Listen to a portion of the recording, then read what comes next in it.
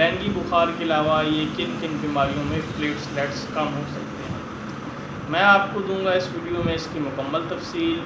आपने ध्यान से सुनना है ताकि आपको समझ आ सके प्लेटलेट्स क्यों कम होते हैं, खून में इनका क्या किरदार है, ये कौन से सेल्स हैं और किस किस बीमारियों में प्लेटलेट्स कम वाक़या हो जाते हैं, और बताऊंगा उनके लिए एक होम्योपैथिक दवा और एक आसान सा देसी टोटका। चलते हैं इस वीडियो की तरफ। उससे पहले मेरी आप लोगों से दरख्वास्त है, अगर आपने मेरे चैनल को सब्सक्राइब नहीं किया तो मेरे चैनल को सब्सक्राइब कर दें ताकि मेरी हर नई आने वाली वीडियो आपको वसूल होती रहे। जी, प्लेटलेट्स इंसानी ब्लड यानी खून। इस ब्लड खून में अगर इसकी टोटल ओवरऑल बात की जाए 100% की, तो 55% ब्लड के अंदर ब्लड प्लाज्मा होता है और 45% जो है वो सेल्स की तरह के अजसाम होते हैं।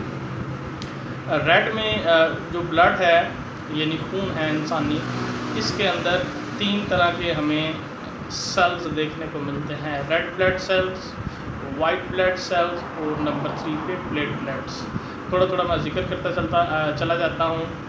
जो रेड ब्लड सेल्स हैं, इनके अंदर ख़ास पिगमेंट होने की वजह से इनका कलर सुर्ख होता है और ये जिस्म में जो है ऑक्सीजन को कैरी करते हैं। इसी तरह जो वाइट ब्लड सेल्स हैं, सबसे ज़्यादा जो है वो रेड ब्लड सेल्स होते हैं। उसके बाद आता है नंबर 2 पे वाइट ब्लड सेल्स यानी सफ़ेद खुलियात, सफ़ेद खुलिये। ये हमारी जिस्मानी जो सेहत है यानी क़ुव्वत मुदाफ़ता, उसको ये अच्छा रखते हैं। किसी बीमारी की सूरत में बढ़ भी सकते हैं और इनकी निस्बत सुरख सेल्स की निस्बत कम होती है। इसके बाद नंबर 3 पे आते हैं प्लेटलेट्स।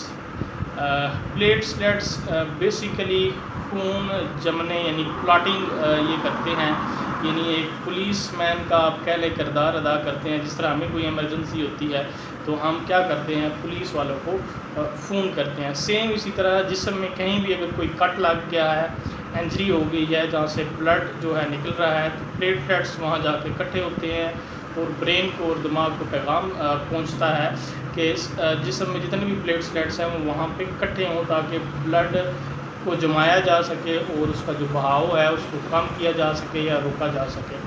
तो यानी ये क्या करते हैं, खून की जो क्लॉटिंग है, अगर कहीं भी इंजरी ज़ख़म होता है तो उसको ये रोकते हैं।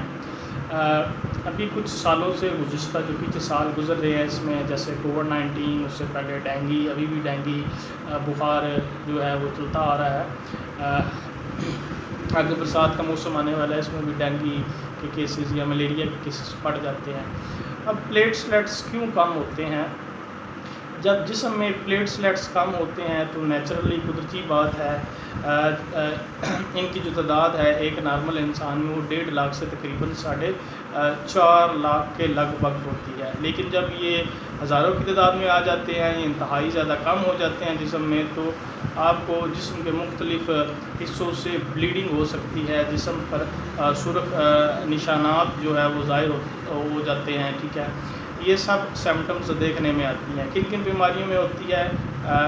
Blood cancer, leukaemia, dengue fever, malaria fever, उसके अलावा हेपेटाइटिस बी, सी और तिली यानी स्प्लीन के बढ़ जाने पर भी आपको जो है प्लेटलेट्स कम रिपोर्ट्स में सीबीसी की जो रिपोर्ट होती है कंप्लीट ब्लड काउंट, उसके अंदर आपको प्लेटलेट्स की तादाद कम नज़र आएगी। इसी तरह अगर बात की जाए इसकी इलाज की और परहेज़ की, तो मेडिकली जो इलाज होता है उसमें प्लेटलेट्स जो है वो लगाए जाते हैं मसनूई तरीके के। और अगर होम्योपैथिक दवा की बात करें तो इंतहाई ज़्यादा अहम है। इस तरह का मैंने एक पेशेंट्स मरीज़ भी जो है वो केस क्योर किया था, मेडिसिन दी थी। और होम्योपैथिक वो मेडिसिन इंतहाई ज़्यादा बेस्ट है और बेहतरीन है।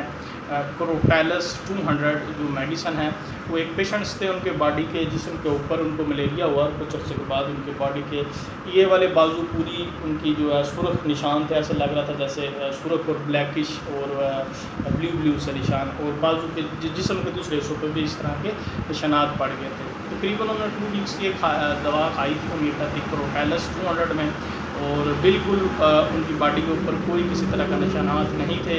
उनकी रिपोर्ट में भी CBC में भी प्लेटलेट्स कम थे।